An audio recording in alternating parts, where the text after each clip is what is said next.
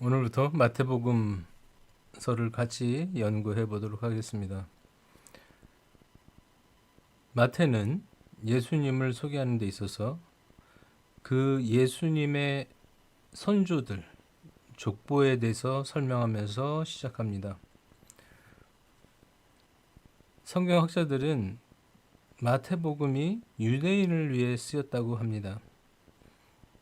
또 누가복음은 이방인들을 위해서, 요한복음은 영지주의자들을 위해서,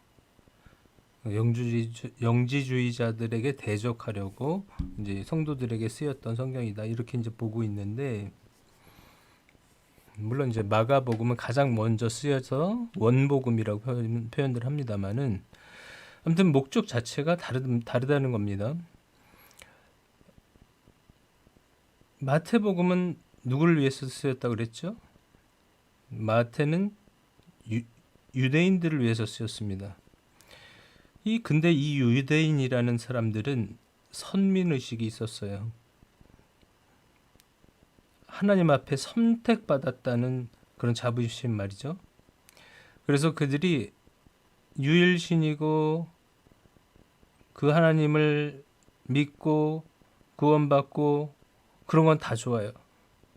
그런데 그런 하나님이 자신들만 선택했다고 생각하고 자신들만 구원했다고 생각하고 자신들만이 하나님의 율법을 받아서 읽고 그 뜻을 알 수 있다, 이렇게 생각했던 거예요. 그래서 이방인들에게는 하나님을, 율법을 전하려고 애쓰지 않았어요. 왜냐하면 자신들만이 특별한 선민이고 이방인들은 하나님께 선택하지 않아서 버렸다라고 생각했기 때문이에요. 근데 아주 애매한 사람이 있습니다. 지금 이 마태복음서를 쓰고 있는 마태 자신이에요. 마태 자신은 유대인이었지만 세리였습니다. 세리는 뭐 하는 사람들이냐? 세금을 걷는 사람들이에요. 누구에게? 이스라엘 민족에게 세금을 걷어서 누구에게 바칠까요? 로마에게 바치는 겁니다. 그런데 왜 그렇게 싫어했을까요? 이스라엘 백성들은 우리의 재산이 로마로 가게끔 하는 데 있어서 결정적인 역할을 하는 사람들이 세리라고 여겼기 때문이에요. 또 세리는 월급이 없습니다. 그럼 어떻게 살아요? 돈을 빌려줍니다. 그래서 그 돈으로 고리대금을 하거나 아니면 세금을 내라고 합니다. 근데 세금을 못 내요. 어떤 사람이. 그러면 그 사람에게 그러면 너 다음번에 내는 동안에 계속 이자를 내야 돼. 그렇게 할 거야? 그러면 대부분의 사람들이 그렇게 하겠다고 합니다. 근데 그 이자가 엄청 비싼 거예요. 그러니까 나중에는 배보다 배꼽이 더 커지는 그런 경우도 생기는 거죠. 그래서 정말 많은 사람들이 그 세리들을 싫어하게 됐어요. 세리들 입장에서는 월급이 없으니까 그렇게 해서라도 자신의 월급을 받아야 되잖아요. 그렇게 구조가 그렇게 돼 있다 보니까 이스라엘 백성들은 세리를 싫어하게 되었습니다. 우리 민족을 적대시하는, 우리 민족을 지배하는 그 편에 서서 우리 민족을 괴롭히는 사람들, 그렇게 여겼던 것이죠.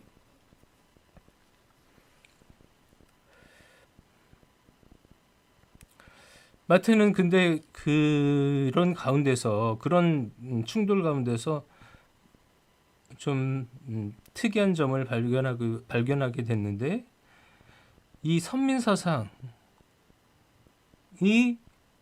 누구로부터 왔습니까? 하나님으로부터 왔죠.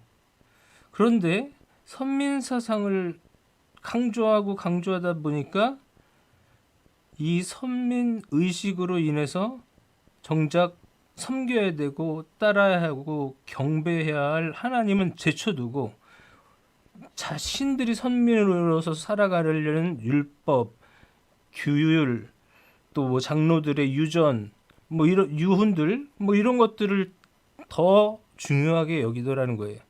그래서 하나님을 바라보진 않고, 하나님 잠깐 옆에 계십시오. 제가 지금 이걸 해야 되거든요. 이걸 해야 우리 이스라엘 백성으로서 살아가는데 꼭 필요한 율법 또 뭐 규율 이런 것들이에요. 이걸 지켜야 되니까 잠깐 옆에 계십시오. 이렇게 하는 겁니다. 이런 모습이라는 것이죠. 그래서 이스라엘을 향해서 진짜 하나님을 소개할 필요를 느꼈던 것입니다. 그래서 예수님이 누군지를 그 뿌리부터 줄줄줄줄 설명하면서 어떤 분인지를 설명하고 있습니다. 여러분, 이스라엘 민족의 시조를 누구라고 생각하십니까? 뭐 믿음의 사람들 많죠. 뭐 야곱이 될 수도 있고요.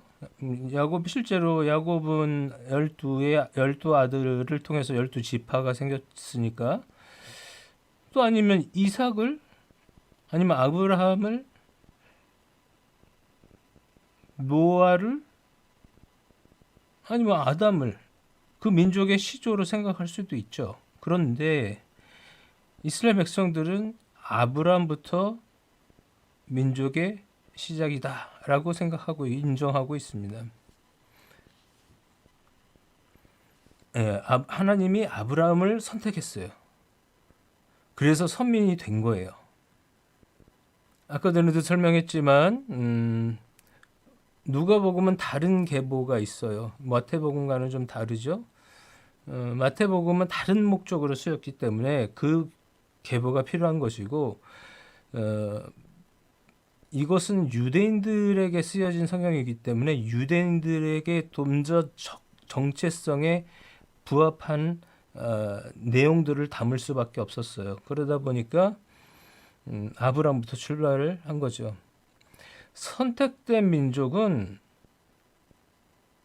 그야말로 구원이 보장된 것이에요. 그러나 이방인들은 구원이 보장되지 않았다는 것이에요. 그러면 자기들은 이 성경을 읽고 듣고 같이 대화하고 있는 사람들은 누굴까요? 유대인들이죠. 그러나 니네들이 본질적으로 어떤 사람들인지 내가 설명해 볼까? 그러면서 설명을 하기 시작합니다. 아브라함 어디서 태어났습니까? 갈대아 우르에서 태어났어요. 갈대아 우르라고 하니까 어떤 지방인가 보다 이렇게 생각을 하시는데 갈대아 우르라는 곳은 메소포타미아 지역에 있던 거예요. 그러니까 굉장히 오래된 도시고 굉장히 중요한 도시고 굉장히 화려한 도시고 굉장히 문명이 발달된 도시고 편리한 도시고 대신 우상을 섬기는 도시고 하나님은 아브라함에게 거기서 살지 말고 모든 것을 싸들고 내가 말하는 땅으로 가라 이렇게 말씀하십니다. 근데 그 길이요. 우리가 이제 메소포타미아가 그 끝자락에 있는 쪽에 뭐 그 쿠웨이트 뭐 이런 것도 그런 나라도 있고 사우디아라비아 뭐 이라크 뭐 이런 나라들이 이제 그 어간에 있을 텐데요. 하나님은 이 레반트 지역에서 어떻게 보면 끝에서 끝으로 데리고 가신 것이에요. 근데 레반트 지역에 대해서 아브라함이 알고 있었을까요? 그 지역이 어떤 곳인지 알았을까요? 아마 관심이 없었을 겁니다. 미국 사람들이 한국 사람들을 만나면 물어본다 그래요. 야, 너희 나라에도 스타벅스 있어? 스타벅스가 가장 많은 것이 미국이고 두 번째로 많은 나라가 한국입니다. 근데 스타벅스 있어? 이렇게 얘기를 하는 거예요.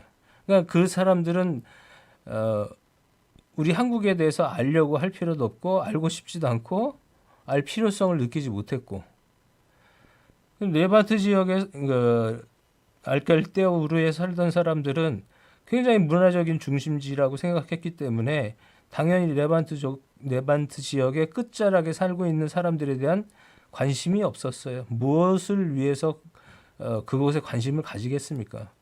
그럼 레반트가 이렇게 큰 초승달 모양이라고 표현을 하는데 초승달 모양이 된 것은 뭐 때문일까요?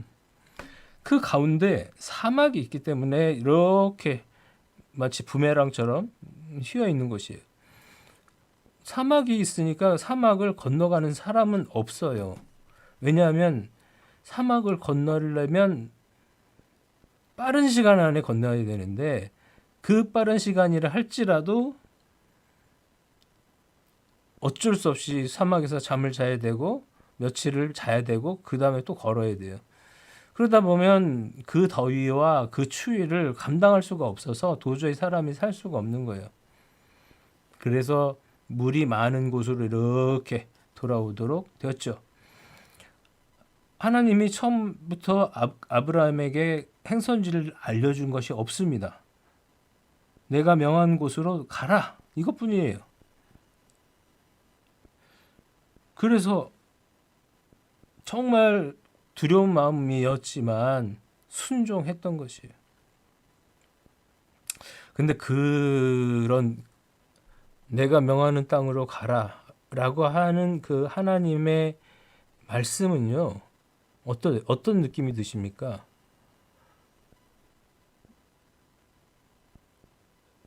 왜 내가 잘 살고 있는데 명령해서 나더러 떠나라는 거야. 나만 아니라 우리 아버지, 조카, 아내 다 데리고 짐승들, 하인들 다 데리고 왜 떠나라는 거야?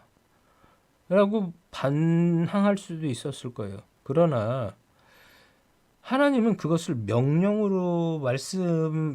형식으로 말씀하셨을지 모르지만 사실상은 특별한 아브라함에게 주신 은혜의 자리로 부르신 것이죠. 결과적으로는 그렇습니다. 가나안 땅에서 보면 아브라함은 이방인이에요. 그런 늙은 노인네 가족들이 한때가 와가지고 여기서 살겠다는 거예요. 어떻게 보면 좋을 수도 있지만 안 좋을 수도 있어요. 불편할 수도 있고요. 근데 그 오는 과정들이 너무나도 고통스러웠겠죠. 타민족, 타부족에게 공격당할 위험이 있었으니까요. 고대 사회는 지금도 사실 마찬가지긴 합니다만은 다른 세계로 가면 그 법이 없어요. 그 사람에게 적용되는 법이 실제로 적용 안 되는 경우가 너무 많아요. 그래서 정말 억울한 일을 당할 때도 많고 억울하게 재물의 손실이나 생명이 죽기까지 하는 그런 일들이 종종 일어난다는 것이죠. 아브라함은 그것을 다 뚫고 왔어요. 재산을 전부 다 가지고 왔어요. 가족들을 다 데리고 왔어요. 자기도 왔어요. 근데 여기서는 이방인이에요.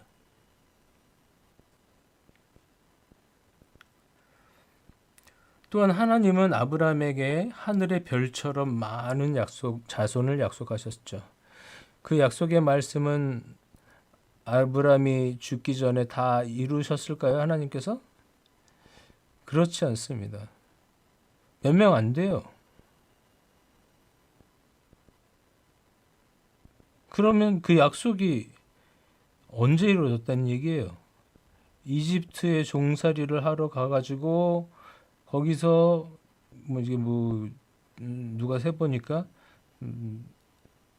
그 가나안 땅에서 이집트로 넘어간 야곱의 가족의 수가 70명이가 72명이가 된다고 하는데 나올 때는 장정만 60만이에요. 그러면 장정만 60만이면 아내 또 자식 노인들도 아버지 어머니 다 계시죠. 그런 분들을 다 포함하면 곱하기 4 내지 5를 해야 되겠죠. 그러다 보니까 200만 명이 훌쩍 넘는 겁니다. 그러면 200만 명 그 당시로서는 굉장히 큰 인구죠. 그러니까 그때 한민족을 이룰 수는 있어도 하나님께서 말씀하신 하늘의 별처럼 자손이 많을 것이다 라고 하는 그 약속까지는 이루지는 못하신 거죠. 그 언약은 언제 이루어졌을까요? 바로 예수님을 통해서 이루어졌습니다. 예수님을 나의 구주로 믿고 구원받은 하나님의 백성, 진정한 이스라엘 사람이 된 때야 비로소 하늘의 별과 같이 많아졌습니다. 생각을 해보십시오. 이전에 우리 하나님을 믿고 그리스도를 나의 주라고 고백했던 그 수많은 선배들, 선진들, 지금도 퍼져 있는 그 캐톨릭이든 뭐 프로테스탄트들, 그 수많은 예수님을 하나님으로 믿고 그대로 고백하며 생명의 구주로 믿고 섬기는 그 수많은 사람들, 하늘의 별과 같이 많아졌다고 얘기할 수 있습니까? 네, 그렇습니다. 지금은 그렇게 됐다고 얘기할 수 있을 것 같아요. 또 이스라엘 민족의 자부심이 있는 성전이 어디에 있습니까? 이스라엘 예루살렘에 있습니다. 근데 그 예루살렘이요, 처음부터 예루살렘이 아니었습니다. 처음부터 이스라엘 땅이 아니었어요. 물론 다 이스라엘 백성들이 건너가서 빼앗은 땅이죠. 물론 그렇지만 다 거의 다 뺏고 그 뺏은 땅을 다 나눠줘 갖고 지파별로 나눠줘 갖고 정착을 했는데 정착하지 못한 곳이 몇 군데 있었어요. 그 중에 하나가 여부스 족속이 사는 시온 산성이었어요. 여기는 삼면이 절벽에 가까운 그 언덕이에요. 그러다 보니까 이쪽으로는 못 올라가. 한쪽으로만 올라올 수 있어요. 그러니까 천혜의 요새인 거죠. 한쪽만 막으면 되니까. 공격하려는 사람들은 굉장히 불편하고 애를 먹어야만 이성을 함락할 수 있는 것입니다. 그래서 여지껏 이스라엘 백성들이 요단강을 건너서 가나안 땅에 정착했지만 여부스 족속의 땅은 정복하지 못하고 있었던 거예요. 그 산성, 시온 산성은. 근데 그 땅, 그 성을 누가 빼앗았을까요? 누가 정복했을까요? 바로 다윗입니다. 다윗은요, 우리가 지금의 우리가 알고 있는 위상의 다윗은 어릴 때는 그런 위상의 다윗이 아니었습니다. 다윗은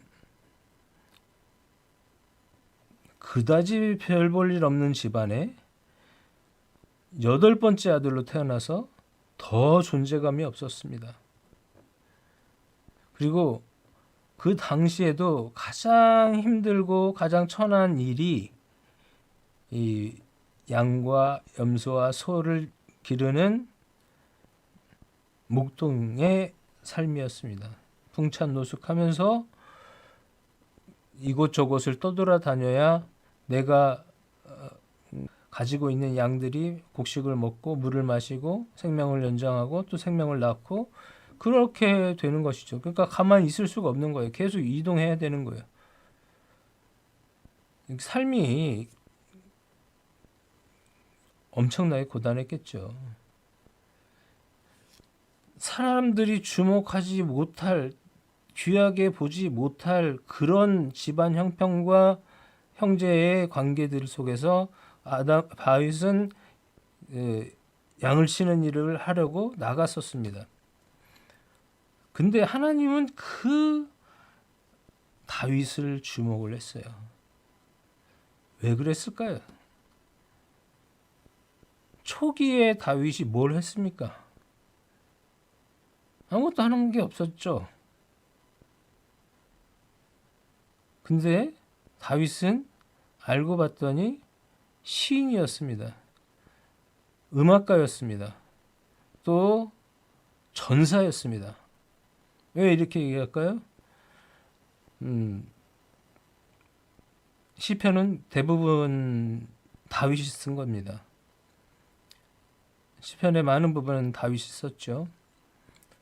또 그 안에서도 얼마나 깊은 영성을 가지고 하나님과 대화하고 하나님을 사랑하고 그런 것들이 절절히 다 담아져 있지 않습니까?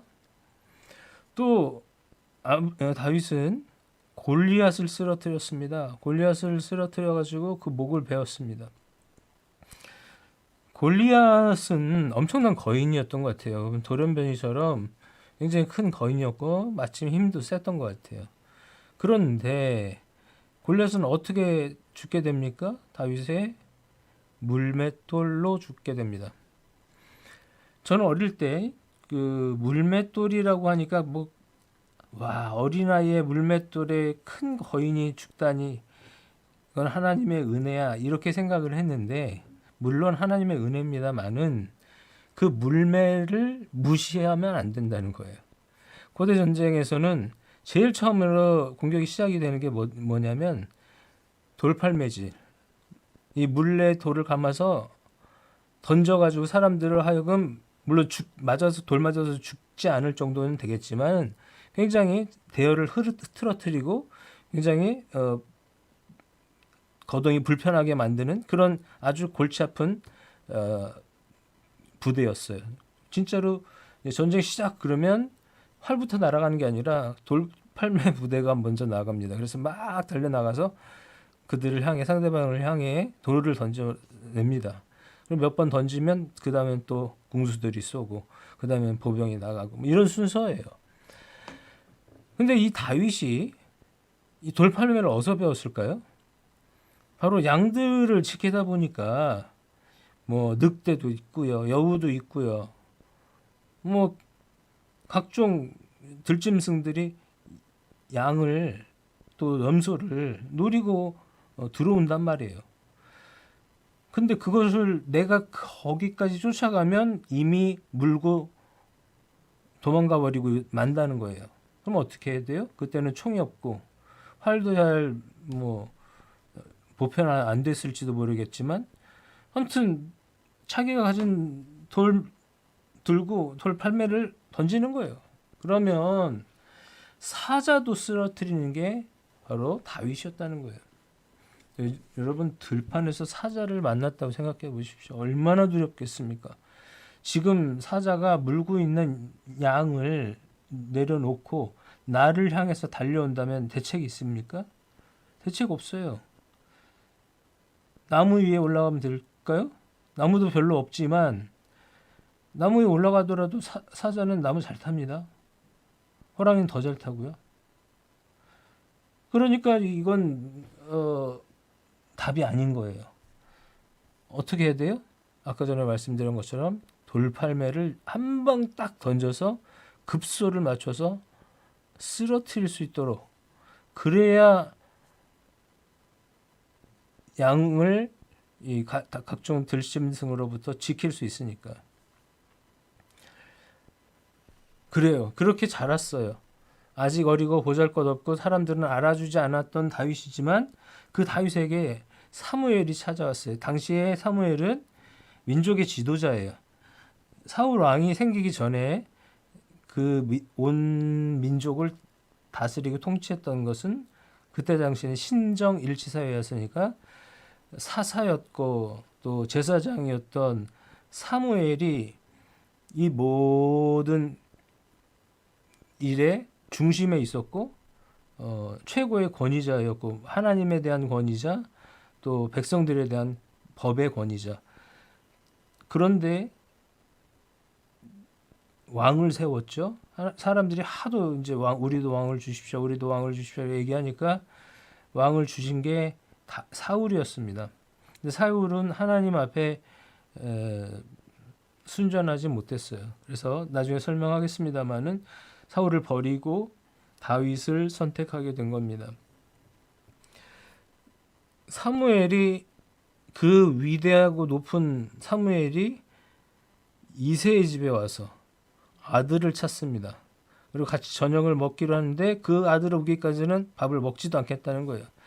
첫째 아들, 둘째 아들, 셋째 아들 지나가는데 너무 잘생기고 힘도 세 보이고 뭐 아주 참 괜찮아요. 근데 하나님이 no 하십니다. 그래서 결국에는 다윗이 올 때까지 기다렸다가 다윗을 보고 하나님의 마음에 흡족해 하신다는 것을 알고 기름을 부었습니다. 근데 이게 뭐냐면 왕이 지금 2명이 생긴 거예요.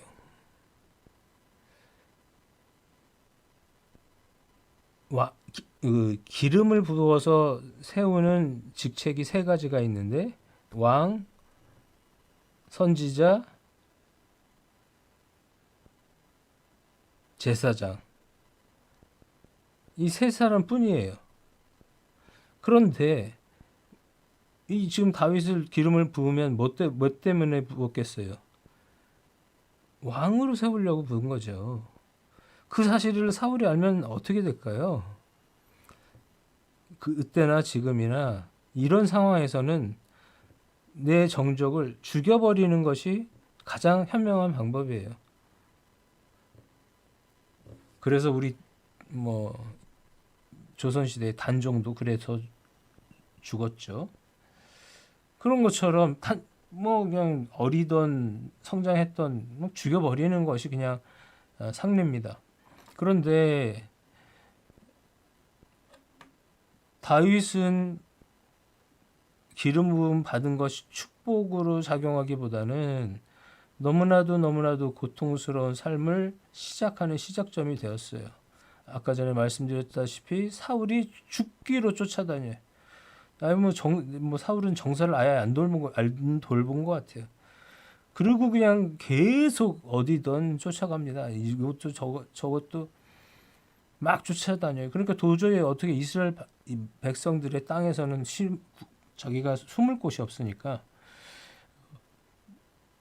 심지어 블레셋 지방에 가서 민족의 원수인 블레셋 지방에 가서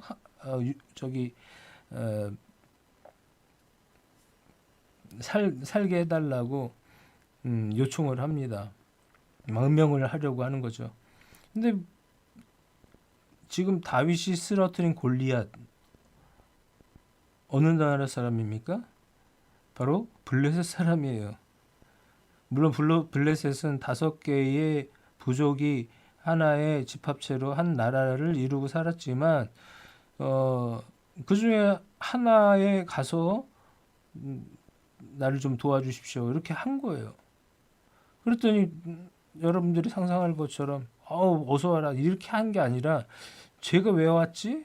우리를 무너뜨리게 하려고 이 안에 들어와 가지고 첩자짓을 하려고 하는 거 아니야? 라고 생각했겠죠. 그래서 의심 가득한 눈으로 봤고 여차하면 죽여버리려고 봤는데 다윗이 거기서 막 미친 사람처럼 행동하는 바람에 위협으로부터 벗어나게 되고 또 다시 광야로 가게 될 수밖에 없었습니다. 이때 다윗의 나이가 얼마쯤 되었을까? 얼마쯤 되었을까요? 제가 추산을 해보면 13살에서 17 정도, 최대한 많아도 17 정도. 근데 그것도 나이가 좀 말이 안 되죠. 형들이 지금 3명밖에 출전을 못했으니까 그 밑에 형들은 나이 때문에 출전을 못했으니까 얼마나 어렵겠어요. 그 어린 다윗이 여기저기서 쫓겨다니면서 생활하는 거예요. 얼마나 힘들고 어려운 삶이었을지 상상이 됩니다. 다른 사람들에게는 다윗이 이방인이에요.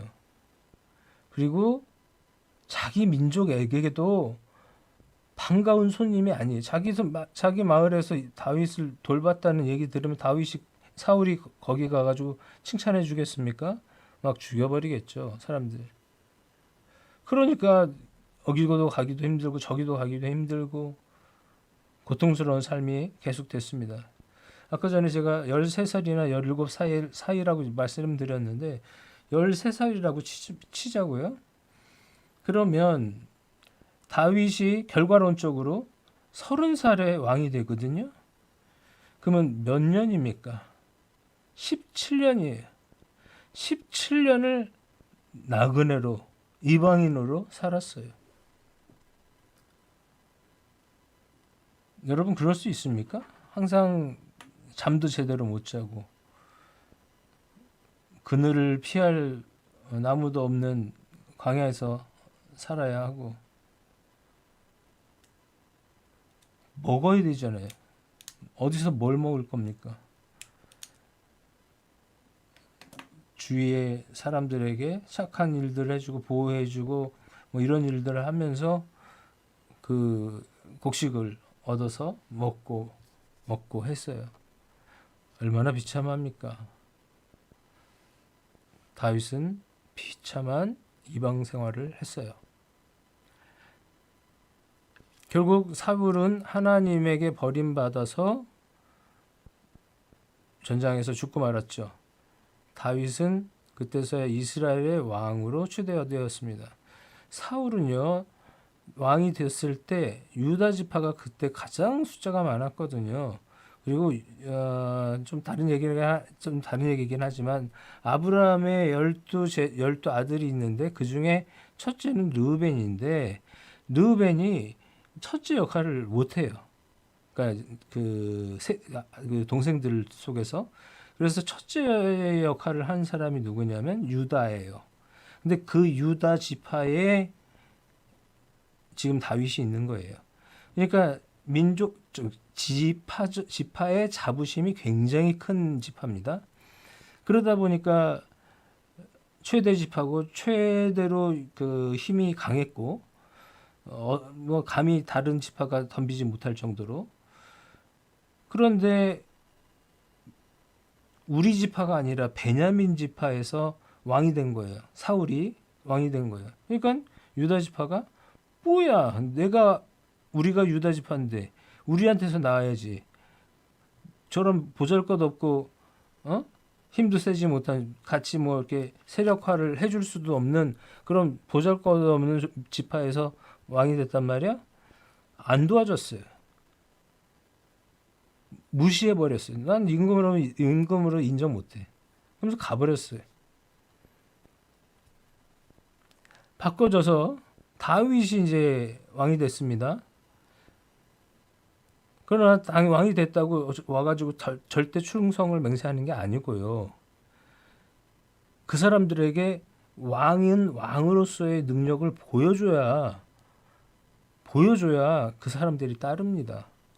그래서 여부스 족속에 있는 시온성, 예루살렘 성을 정복해서 얻은 거예요. 그 천의 요새라는 곳을 뚫고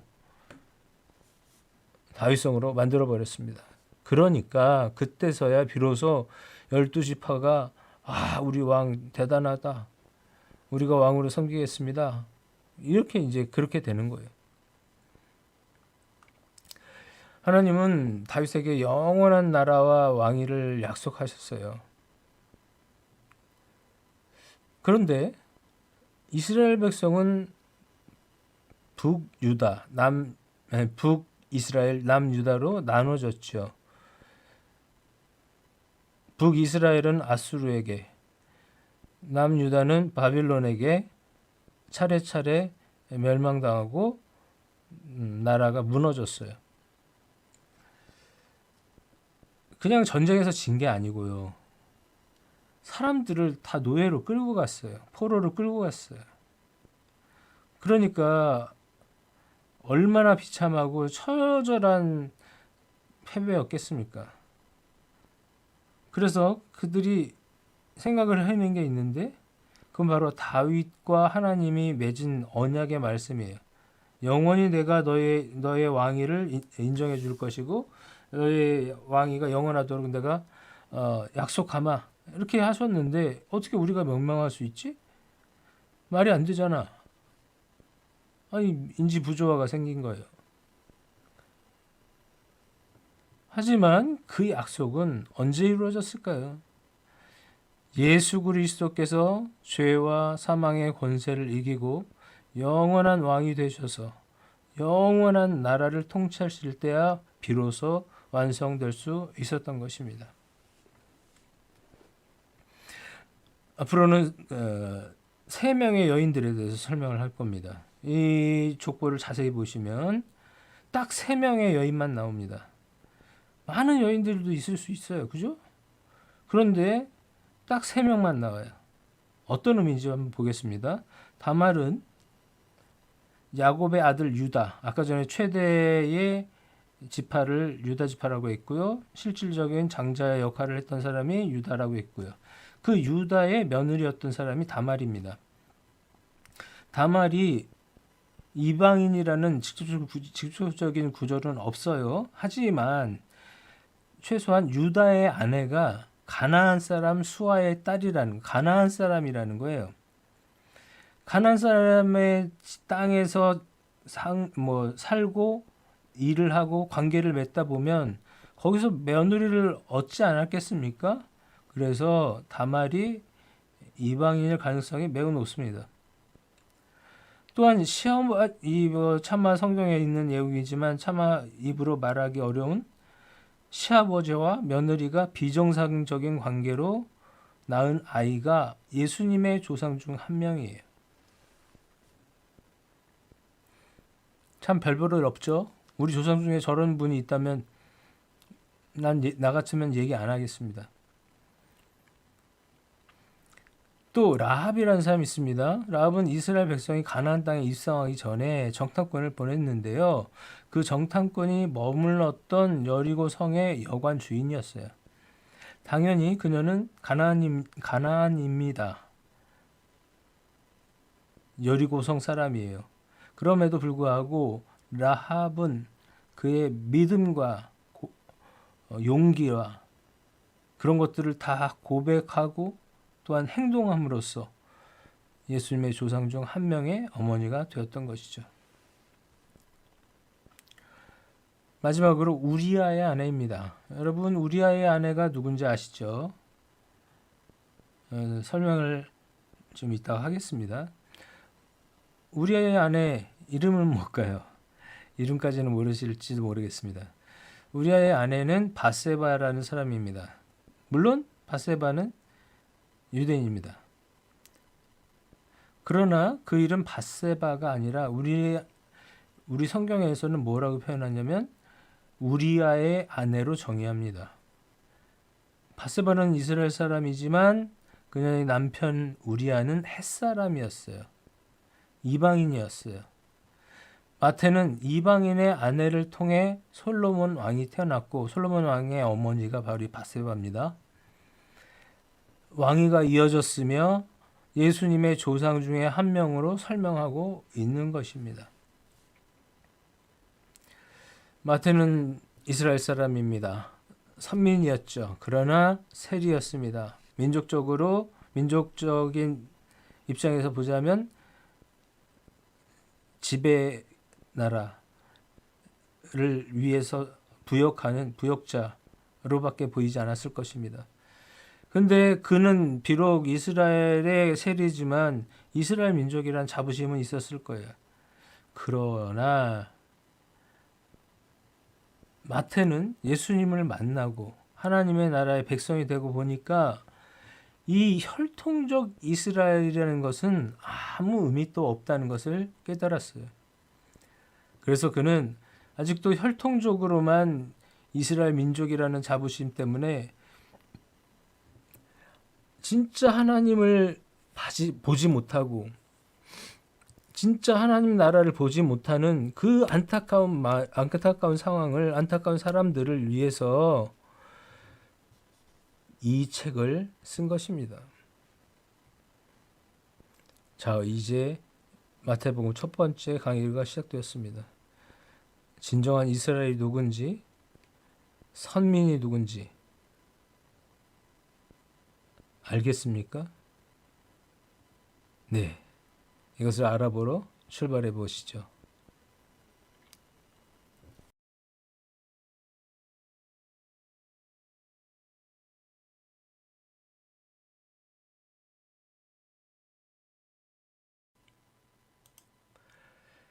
오늘도 은혜가 풍성한 하루가 되시길 바랍니다. 일용할 양식의 김성문 목사입니다.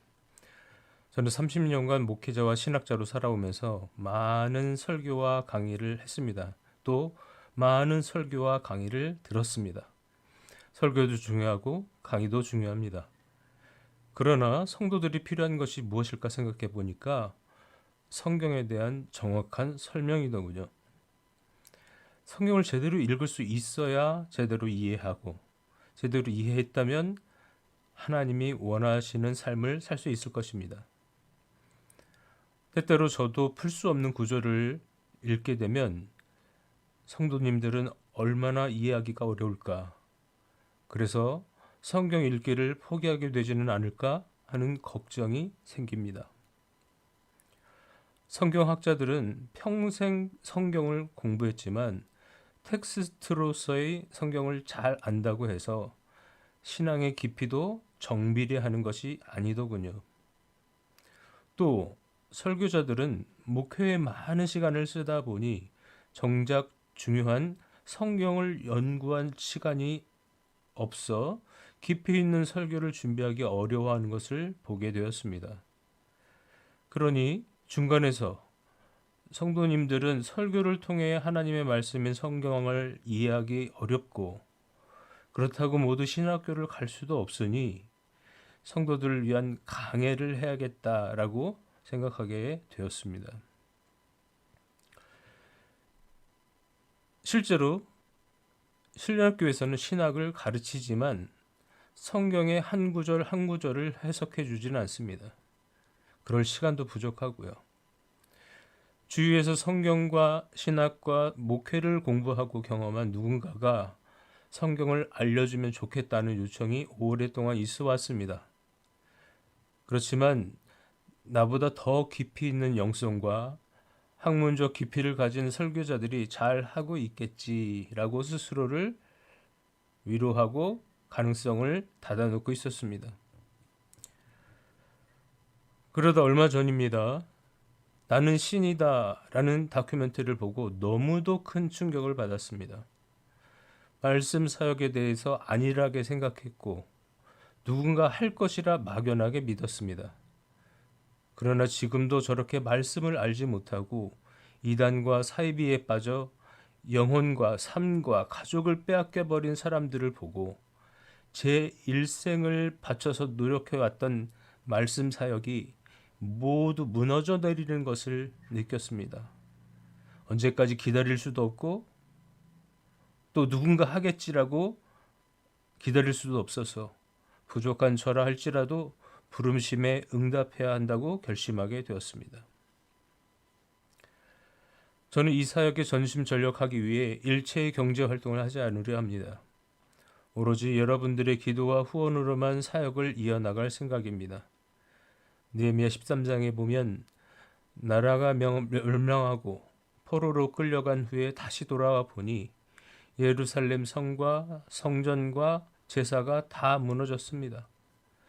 제사가 무너지니 제사장이 할 일이 없고 백성들은 성전에 헌금을 하지 않으니 레위 지파 사람들이 밭에서 농사를 지을 수밖에 없었습니다. 레위 지파 사람들도 살아야 하니까요. 가족을 먹여야 하니까요. 역대상 9장 33절 말씀을 보면 레위 지파는 골방에서 자신의 할 일을 위해 전념했다라고 말씀하고 있습니다.